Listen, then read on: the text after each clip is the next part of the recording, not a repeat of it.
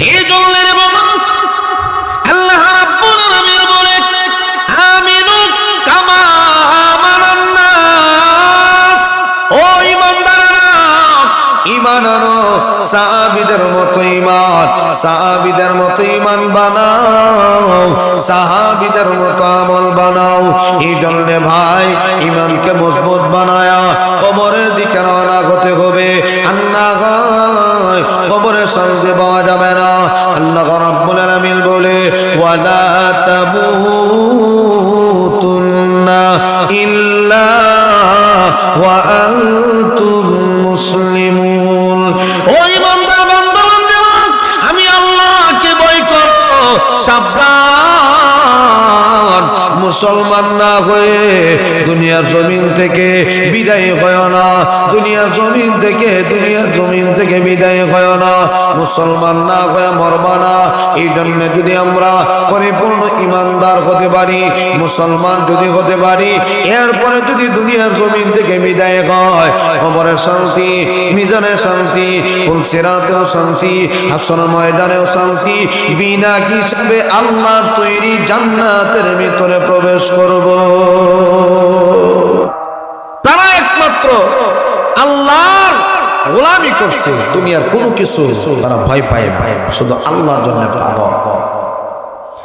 এই জন্য কিতাবে পাওয়া যায় সাহাবীদের পাওয়ার এত বেশি ছিল, তাদের কথার মধ্যে পাওয়া। আজকাল আমরা হিংস্র প্রাণী, বাঘ, ভাল্লুক, বিষাক্ত সাপ দেখলে আমরা ভয় পাই, অথচ সাহাবায়ে কেরামের কথার মাধ্যমে হিংস্র প্রাণীগুলি কথাগুলি শুনতো। সুবহানাল্লাহ জোরে বলে। নবীজির একদল সাহাবী দাওয়াতের কাজে বের হলেন। সফর করতে করতে অনেক দূর চলে যাওয়ার পরে সন্ধ্যা যখন হয়ে গেল, সাহাবীরা সিদ্ধান্ত নিলেন, সাহাবীরা পরামর্শ করলেন, সন্ধ্যা যেহেতু হয়ে গেল আর সফর করার দরকার নাই, আজকের এই রাতটা জঙ্গলের মধ্যে অবস্থান করব। সাহাবীরা পরামর্শ করে সিদ্ধান্ত নিলেন রাতে জঙ্গলের মধ্যে অবস্থান করবেন। এই সিদ্ধান্ত নেওয়ার পরে একজন সাহাবী জঙ্গলের সামনে দাঁড়ায়া একটা আওয়াজ দিল, আওয়াজ করে বলে, এই জঙ্গলের ভিতরে যত হিংস্র প্রাণী আছে সবাই জঙ্গল থেকে বের হয়ে যাও, আমরা নবীর সাহাবীরা আজকের রাত এই জঙ্গলের মধ্যে অবস্থান করব, অতএব তোমরা জঙ্গল থেকে মুহূর্তের ভিতরে চলে যাও, জঙ্গল খালি করে বেলা।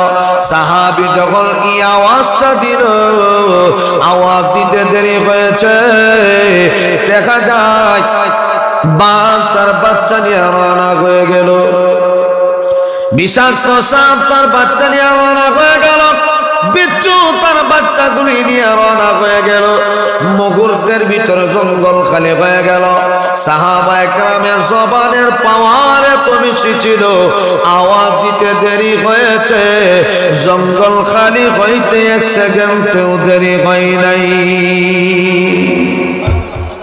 এই জন্য ভাইরা আমার এত সম্মান এত মর্যাদা কেন বাড়লো? সাহাবীদের জীবন ইতিহাস পড়বে, সাহাবায়ে কেরাম দুনিয়া মাইনাস করে একমাত্র আখিরাত টার্গেট করছে, আল্লাহর জন্য দেওয়ানা, আল্লাহর জন্য পাগল। এই জন্য সাহাবায়ে কেরামকে সব কিছু ভয় পাইত, সমস্ত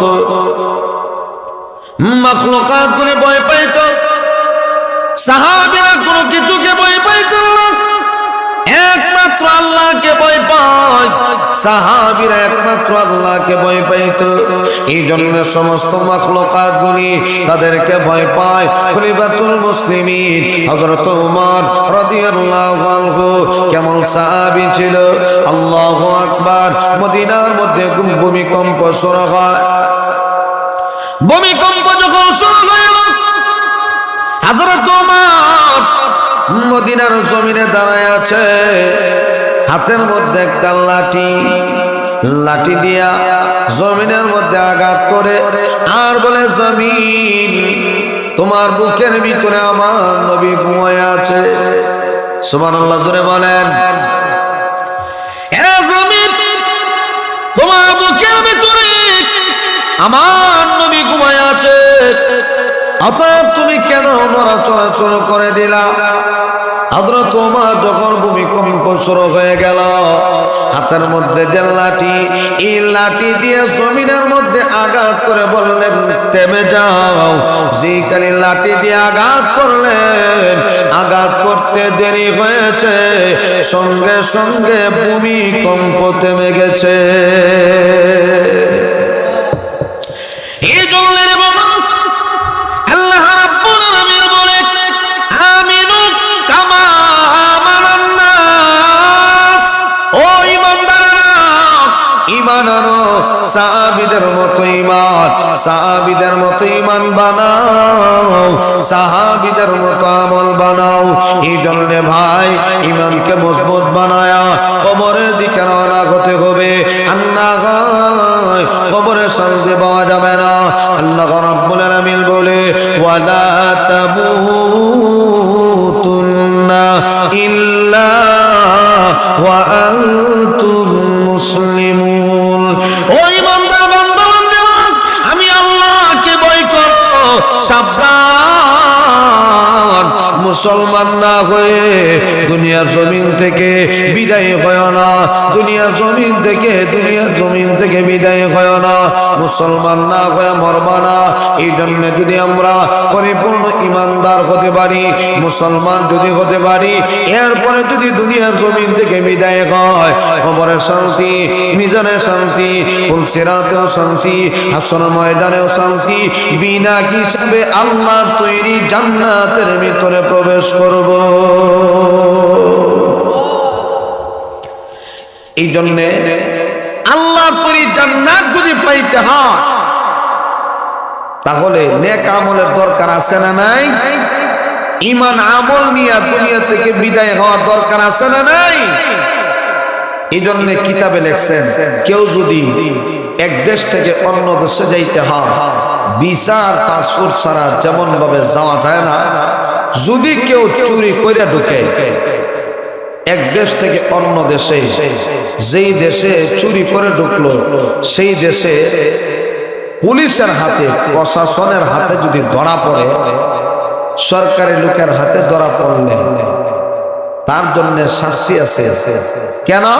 বলে অন্যায় ভাবে আমার দেশে প্রবেশ করেছে। ঠিক তেমনি ভাবে যদি লোকটা ভিসা আর পাসপোর্ট ক্লিয়ার যদি থাকে, সে মন চাইলে যে কোনো দেশে যেতে পারে, যেই কোনো দেশে সফর করো, ভ্রমণ করো, কোনো সমস্যা নাই। কেন নাই? বলে তার ভিসাও ঠিক আছে, পাসপোর্টও ঠিক আছে, এই জন্য তাকে কষ্ট দেওয়া হবে না। হ্যাঁ, এই দুনিয়ার জমিন থেকে আমরা যখন এক জগৎ থেকে আরেক জগতের দিকে রওনা হব, কবরের জগৎ, আলমে বরজখ, এই কবরের জগতে যখন রওনা হব, দুইটা জিনিস অবশ্যই মজবুত করে রওনা হতে হবে। ঈমান, আমল, এই দুই জিনিস যদি মজবুত না করে কেউ যদি দুনিয়া থেকে বিদায় হয়, কবরের মধ্যে শান্তি পাবে না, আযাবের মধ্যে গ্রেফতার হয়ে যাবে। আর যদি ঈমান আমল মজবুত করে কবরের দিকে রওনা হয়, পরিপূর্ণ মুসলমান হয়ে যদি দুনিয়া থেকে বিদায় হয়, কবর থেকে শান্তি শুরু হবে, আরাম শুরু হবে, অনন্ত কালের জন্য শুধু আরাম। সুবহানাল্লাহ করে বলেন। এই জন্য আল্লাহ রাব্বুল আলামিন বলেন, মান আমিলা সালিহান মিন যাকারিন আও উনসা ওয়া হুয়া মুমিন। আল্লাহ পূর্ব শর্ত দিয়ে বলে, মুমিন হয়ে কেউ যদি নেক আমল করে, চাই পুরুষ হোক অথবা নারী, আমি আল্লাহ তাদেরকে দুইটা পুরস্কার দান করব, একটা দুনিয়াতে আরেকটা পরকালে। ফালানু লানুহইয়ান্নাহু হায়াতান তাইয়্যিবা। আল্লাহ বলে পবিত্র জীবন আমি আল্লাহ তোমাদেরকে দান করব। ঈমান আনার পরে যদি নেক আমল করো, পবিত্র জীবন আল্লাহ দান করবে, যেই পবিত্র জীবনের মধ্যে কোনো সমস্যা হবে না। আমার আল্লাহ কঠিন কোনো বিপদ আসলে আমার আল্লাহ অটোমেটিক রাস্তা বের করে দিবেন। وَمَن يَتَّقِ اللَّهَ يَجْعَل لَّهُ مَخْرَجًا وَيَرْزُقْهُ مِنْ حَيْثُ لَا يَحْتَسِبُ। আল্লাহ বলে রাস্তা বের করে দেব। শুধু তা না, এমন ভাবে রিজিক আসবে বান্দা কল্পনাও করতে পারবে না। পবিত্র জীবন, যে জীবনের মধ্যে কোনোদিন রিজিকের অভাব থাকবে না। তুমি যদি আল্লাহকে ডাকো, আল্লাহ এমন ভাবে তোমার ডাকে সাড়া দিবে। বান্দা দুনিয়ার পিছনে, টাকার পিছনে দৌড়ায় লাভ নাই।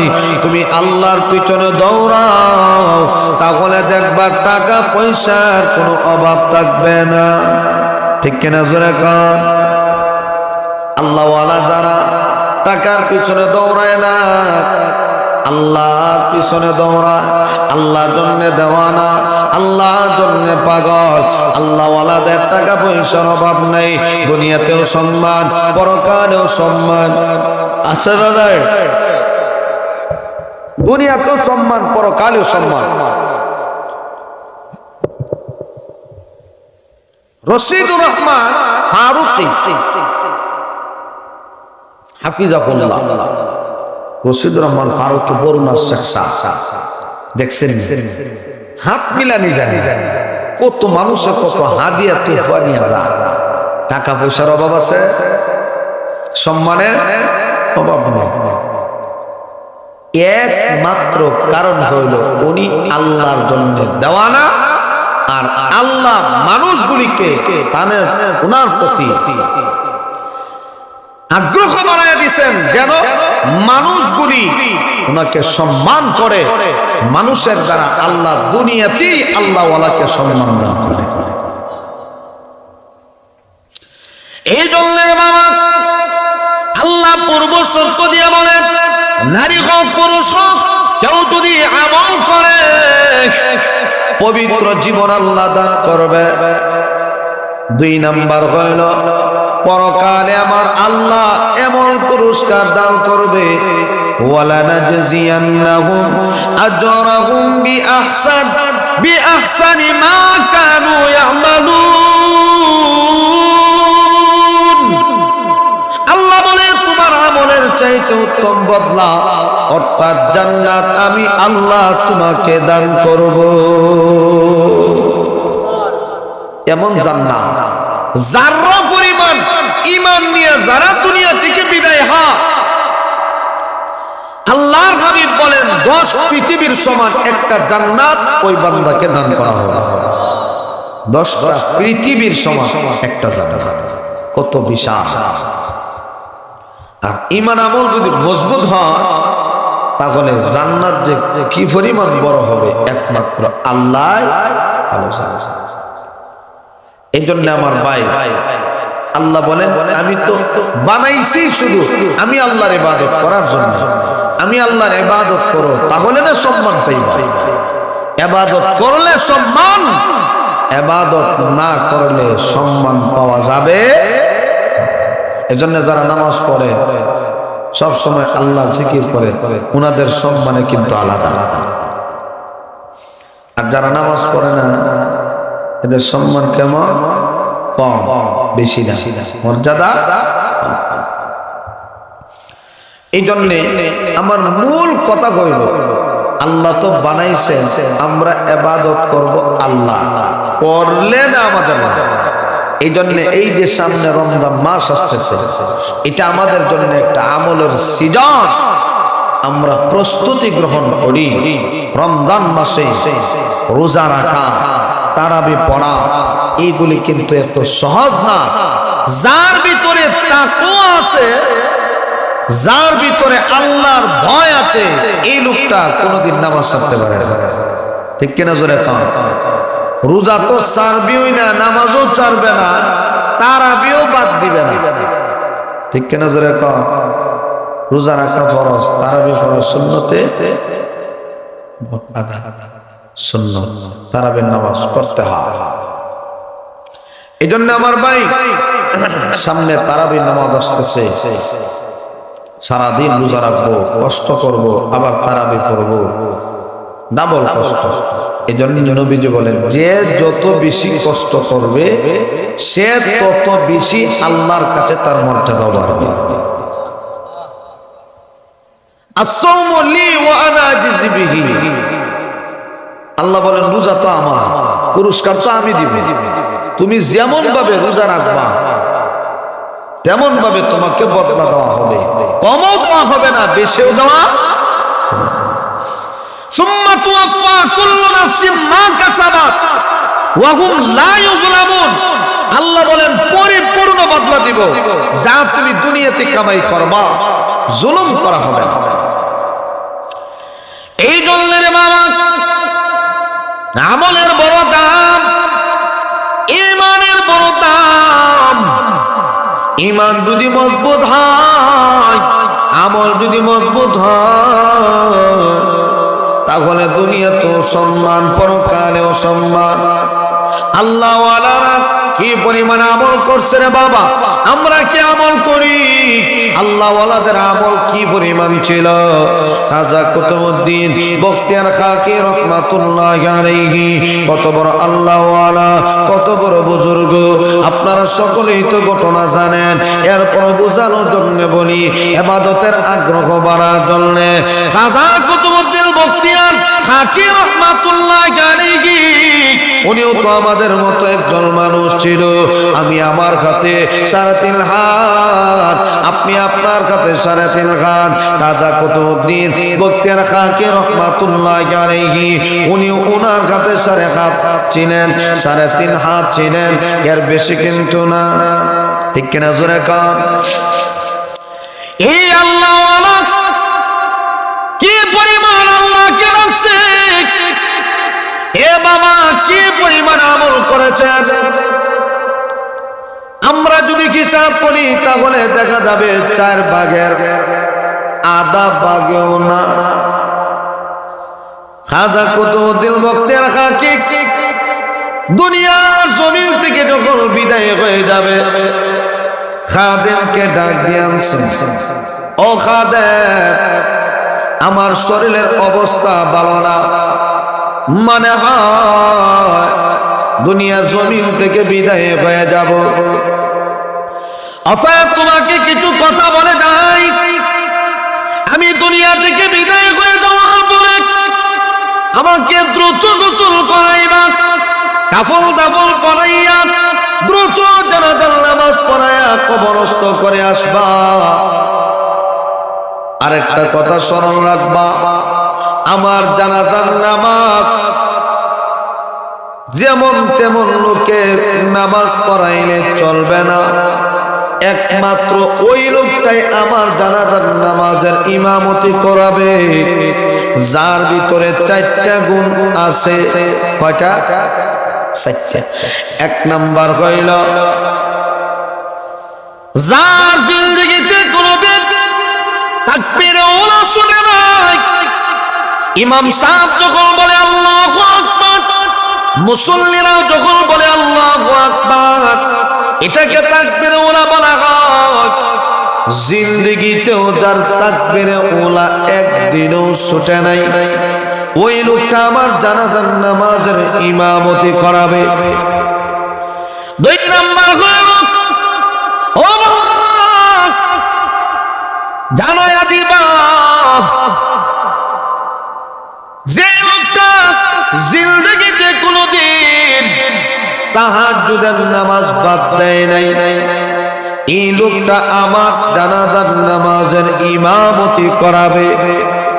3 নাম্বার হইল ও খাদেম, তুমি জানায়া দিবা 3 নাম্বার যার জিন্দেগিতে কোনোদিন আসরের 4 রাকাত সুন্নত নামাজ ছুটে নাই, সে আমার জানাজার নামাজের ইমামতি করাবে। চতুর্থ নম্বর গোল হলো যার জীবনে কোনোদিন বেগানা কোনো মহিলার দিকে তাকাই নাই, ওই লোকটা আমার জানাজার নামাজের ইমামতি করাবে। এই 4 গুণওয়ালা মানুষ যদি তুমি পাও, তাহলে তাকে দিয়ে আমার জানাজার নামাজের ইমামতি করাবে। আর না হয় এই 4 গুণওয়ালা কেউ যদি না থাকে, জানাজার নামাজ পড়ার দরকার নাই, জানাজা ব্যতীত আমাকে কবরস্থ করে আসবা। দেখছেন নি কি পরিমাণ ইমানি পাওয়ার, কি পরিমাণ ইয়াকিন ছিল অবশ্যই একজন না একজন আছে। কি পরিমাণ আমল করছে আর কি পরিমাণ কঠিন কঠিন কথাগুলো। আমরা কেমন কেউ আসেনি যে সারা জিন্দেগি তো এই পর্যন্ত বালে ঘর থেকে নিয়ে এই পর্যন্ত জিন্দেগি তো কোনোদিন তাকবীরুল্লাহ ছুটছে না, এমন কোন আল্লাহওয়ালা আছে না? কথা বলেন, এমন কোন আল্লাহওয়ালা আছেন যে জিন্দেগি তো তাহাজ্জুদের নামাজ ছুটছে না?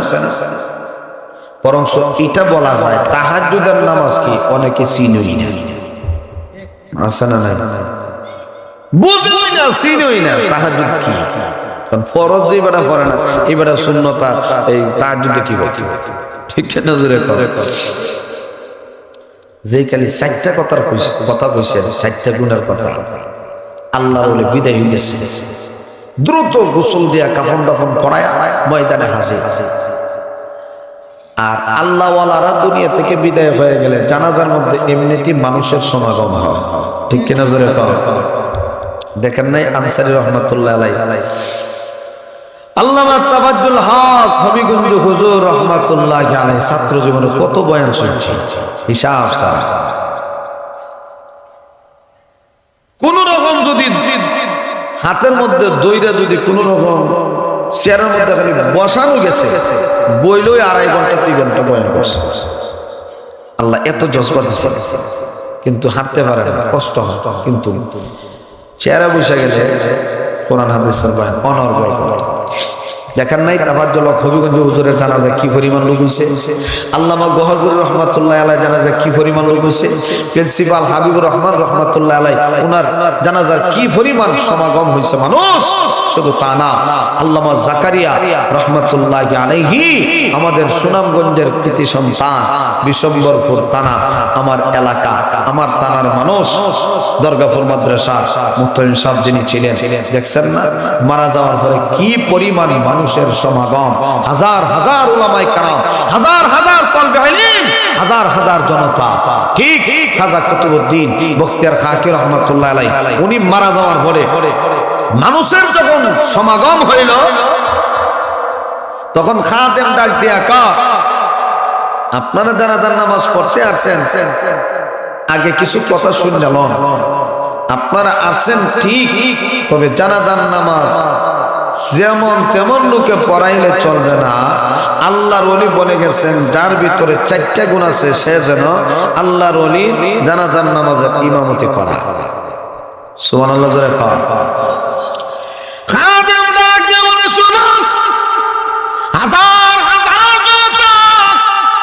খাদেম ডাক দিয়ে বলে 1 নাম্বার আল্লাহর ওলি কুতুবউদ্দিন বলে গেছে যার ভিতরে 4টা গুণ আছে সে যেন আল্লাহর ওলি জানাজার নামাজের ইমামতি করায়।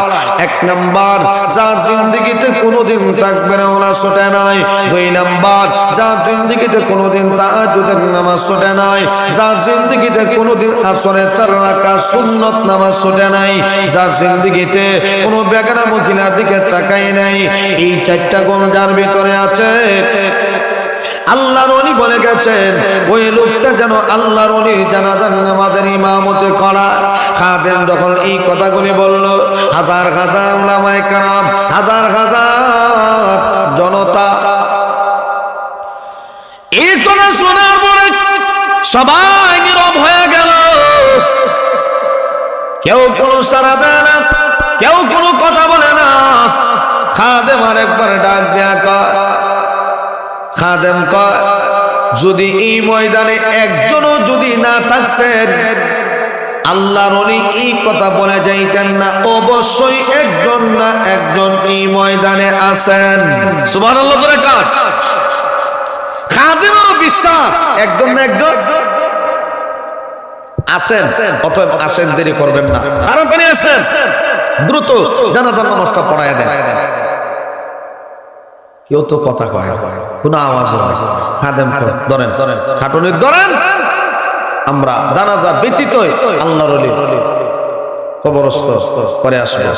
এমনিতেই যেই কালে খাদেম বলছে চলো জানাজা নামাজের দরকার নাই, পিছন দিক থেকে কে যেন একটা আওয়াজ দেয়, কয় ও খাদেম একটু দাঁড়াও, আমাকে আসার মতো একটু সুযোগ করে দাও।